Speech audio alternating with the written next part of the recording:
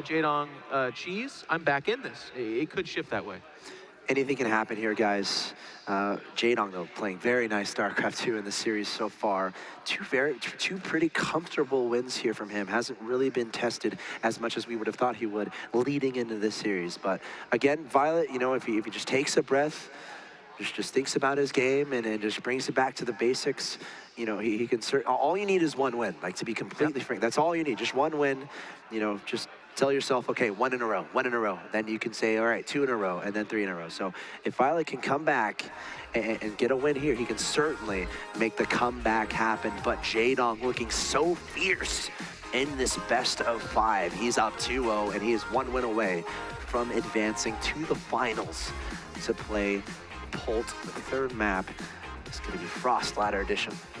Well, I like what you said. It's going to be a series of best of ones, and I think that's the best perspective viOLet can attach to this. He has no more games to give. Every single game is his life on the line.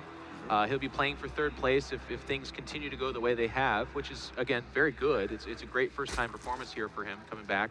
But he can take a deep breath on that and say, okay, we're playing best of ones, and I can beat Jaedong in a best of 1. I just have to do it 3 times in a row.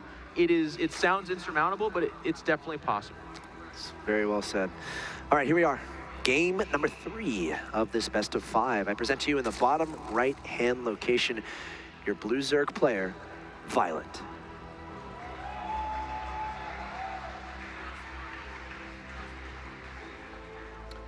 And his opponents leading 2-0 in dominant fashion so far from Team Evil Geniuses. It is Jaedong. And I do want to give a shout out before we get too far into this game. viOLet has an amazing cheering section and support behind him. You know, we've talked a lot about that visa. A lot of that could not have been possible without the wonderful representation behind him and kind of the family that they've created with, I believe they're called CSA at this point, but a big shout out to Andrew. But also, I had a brief encounter with the loving Care Bear that is Andrew this morning. He came over with a bag of breakfast tacos. Standard. He said, Jeff, do you want any breakfast tacos? Oh, yeah. And I said, of course I do, you idiot. And he gave me 3 of them. And that's probably the only reason that I'm able to cast as well, if you would regard it that way, as I now, is because of those breakfast tacos. I'm very happy for you, I didn't actually call him an idiot, by the way. I just thought it in my head. That's fine. He was being pretty idiotic bringing you food. Now, yeah, exactly. Does Jeff want breakfast tacos? No, you're right. It's interesting because Andrew Tomlinson has really played a big role. You know, I feel like I want to kind of shed light on this story a little bit. Me and Andrew go back a pretty long way because we both went to Texas A&M. I'm still going to A&M, but I don't know if I'd admit that.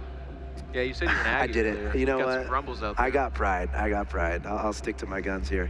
And he actually was the guy who brought viOLet over initially, and he literally slept in his living room on an air mattress and let viOLet sleep in his room for, I think it was, you know, 6 months to a year or something. Wow. And committed so much of himself to really helping viOLet succeed.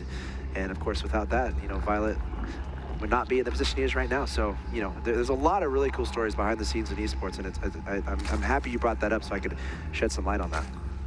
The word has become a bit of a lightning rod for, like, silliness, but there is actually a lot of passion that goes into making a lot of what has been seen possible. Getting into the game here a little bit, you'll notice on that production tab, it's extremely similar. Both players opening with hatch first and following it up with a spawning pool. That's something that you could very likely get away with on Frost. It's a true 4-player map, a massive one at that. But once again, we see Jaedong taking the initiative, and he's going to opt for a speedling opening. As I said, he cancels it. He says, Jeff, you idiot, of course not. I'm sensing fast lair. Very fast lair. I wonder... he has to wait till the queens are done, but he canceled the speed. Yeah, well, so what kind of went into that decision? I'm a little bit confused. I don't know. And is it an accident? No. Maybe. I mean, he's not mining gas. There's not much else you can do with that 100 gas. He literally has 100 gas just sitting there. He didn't even see anything really pivotal, I don't think. No. He's making a queen, so no layer. 2 more queens. I honestly don't know. Interesting. Very interesting. All right. I mean, this gives him...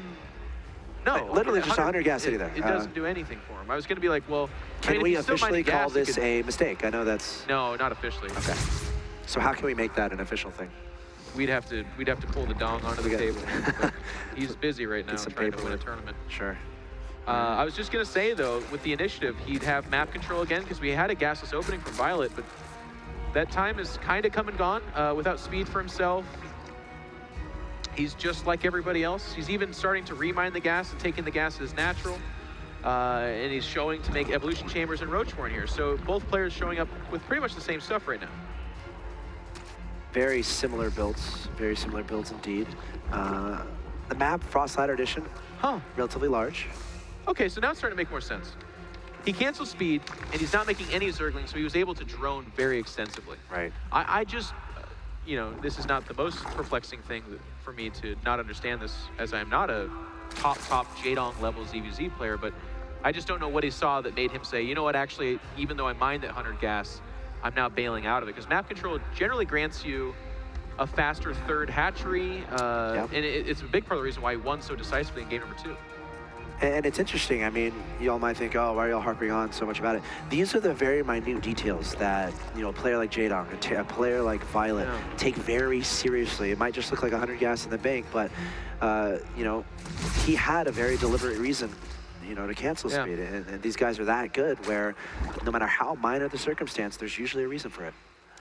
Well, I'd love, I don't know if the answer would be super epic, but maybe Anna can ask him if he does go through and to win the game. And maybe he has no answer at all. He's just like, I don't know. I see things you mere mortals do not. But as I the could game try to up, explain it, but you just wouldn't understand. Exactly. viOLet is taking the slightly faster third. And if you, again, look at the production tab, you can see both are going for +1 range attack. We have the slightly faster speed upgrade for the Roaches on Jaedong's side, as the lair has not yet finished for viOLet, but it's not. It'll be about a 45-second difference, I guess, which is a pretty big window, but that upgrade's not so critical that it's like, oh my God, he's got speed and the other guy doesn't. Right. It'll only be a big deal if viOLet's out on the map, which would be very silly. Sure, and at the same time, the third is a bit far away from the natural, so I could see maybe a couple circumstances where he takes advantage of the speed by trying to, you know, dodge between bases and try to take the slower viOLet off guard. But, you know, you got to consider the defender's advantage. viOLet will be able to make a lot of Roaches and potentially try to secure both locations. See how the Overlords are in a string? I think they were meant to be dropping creep so these Queens can get over here faster, but they're not actually dropping creep. Now they are. He's going to try to do a Roach Queen timing attack. Yeah, this is pretty huge. Remember, he's on 2 bases. viOLet is on 3, so viOLet needs to prioritize making units to get enough out to defend against this attack. Jaedong's up in supply, and the supply blocks are happening here for viOLet because those Overlords are dying, which means he can't make more units right now. That is a lot of Queens, by the way. That's 7 Queens. Yeah. And they do have fairly high energy. 2 of the 7 have a lot of energy. 3, excuse me. We're going to have to see if this is going to be a big difference because there's a huge concave and a similar number of Roaches to the top. Jaedong just muscling forward, trying to get past that concave. Very smart move, trying to take advantage of this timing. A lot of transfuses available here for Jaedong, trying to close out this series right here, right now. Remember, he has speed and he has rallied units coming across the map. viOLet trying to make a defensive stand, trying to get as many Roaches out as possible, even as a +2 on the way. If he can defend this, he's going to be in good shape. But Jaedong showing so much strength with all these units. Supplies are fairly similar, but there's a 7 Roach advantage for Jaedong, and he does have the 3 Queens right now. And this angle is actually quite bad. Drones being pulled. This could be a big way in maybe sealing the deal for either player. Drones oftentimes are something you really don't want to lose here, but it could be just the only way you survive. And it looks like Jaedong's going to respect him and back away a little bit as the Roach count is kind of equal, but with the reinforcements coming in here, those Queens anchoring this attack so well. viOLet needs more Roaches. I mean, it's not like it's over just yet, guys. If viOLet can get a hold here, he has that 3rd base on the ground and he can remake those drones. But Jaedong is really pressing the issue. He is bearing all of his strength on to viOLet, and viOLet is looking for answers, and I don't think he's going to have any. Jaedong, not enough. There it is. GG. Jaedong with the 3-0 over viOLet, and he will advance very comfortably onto the final to face off against Pult. And we're going to have, in what many would consider a dream final, Pult, big time champion, taking on Jaedong in a TVZ, excuse me. Jaedong, of course, chasing one of the big gorillas on his back, looking for a big tournament win. He's had a couple this year, but you know, adding to that resume would be awesome for him. But before we get too far ahead, big tip of the hat to viOLet. viOLet had a fantastic tournament. He came in beating Seed, the best Protoss player in this tournament.